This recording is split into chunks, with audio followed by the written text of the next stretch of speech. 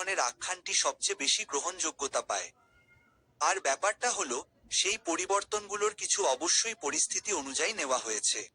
উদাহরণস্বরূপ, যখন নরওয়ে বর্জনের শার্নিং কারণে রাষ্ট্রীয় অর্থায়ন বন্ধ করে দেওয়ার হুমকি দিয়েছিল, তখন সংগঠনটি প্রায় রাতারাতি তাদের বর্জন নীতি শিথিল করে। এমনকি যখন বয়োজ্যেষ্ঠরা এল্ডার কোনো ব্যক্তিকে জানান যে তাকে মণ্ডলী থেকে সরিয়ে দেওয়া হচ্ছে, তখনও তাকে হতাশ হতে দেওয়া হয় না। বয়োজ্যেষ্ঠরা ব্যাখ্যা করেন যে তার মনের পরিবর্তন হয়েছে কিনা তা দেখার জন্য তারা কয়েক মাস পরে সেই ব্যক্তির সাথে আবার দেখা করতে চান। এটা অবশ্যই পরিস্থিতি অনুযায়ী নেওয়া হয়েছিল। আমি এ ব্যাপারে 100% একমত। কিন্তু এই বিষয়টি ব্যাখ্যা করুন। দাড়ি, ঢিলেঢালা প্যান্ট, টোস্টিং, ফিল্ড সার্ভিসের ঘন্টার প্রতিবেদন, এই পরিবর্তনগুলো কোনো মামলার কারণে আসেনি। ভাইদের দাড়ি রাখা নিয়ে পরিচালনা পর্ষদের কোনো আপত্তি নেই।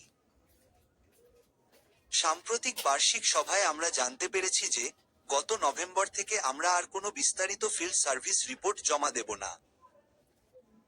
পরিচালনা পর্ষদ সিদ্ধান্ত নিয়েছে যে বোনেরা পরিচর্যার কাজে অংশ নেওয়ার সময় এবং খ্রিস্টীয় সভা, সমাবেশ ও সম্মেলনে যোগদানের সময় স্ল্যাক্স পরতে পারেন।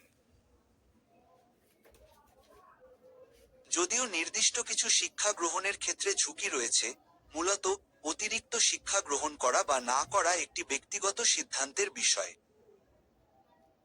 আমরা 2 জোহন সকাল 9:11 সম্পর্কে আমাদের বোঝাপড়াও স্পষ্ট করেছি। প্রার্থনাপূর্ণ বিবেচনার পর পরিচালনা পর্ষদ এই সিদ্ধান্তে উপনীত হয়েছে যে পানপাত্র ঠোকাঠুকি এবং গ্লাস ঠোকাঠুকি করার বিষয়ে কোনো নিয়ম তৈরি করার প্রয়োজন নেই। এটা একটা বড় পরিবর্তন ছিল, তাই না? ওয়াচ টাওয়ারকে ভাইদের দাড়ি রাখার অনুমতি দেওয়ার জন্য কোনো আদালতের আদেশ ছিল না।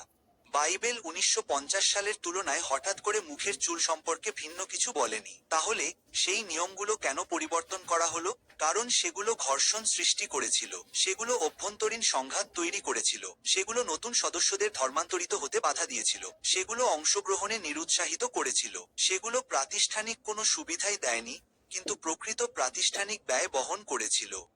যখন আপনি সেগুলাকে একটি প্রাতিষ্ঠানিক ব্যয় সুবিধা বিশ্লেষণের মধ্যে ফেলবেন, তখন সেগুলো ব্যর্থ হবে। তাই সেগুলো বাদ দেওয়া হয়েছে।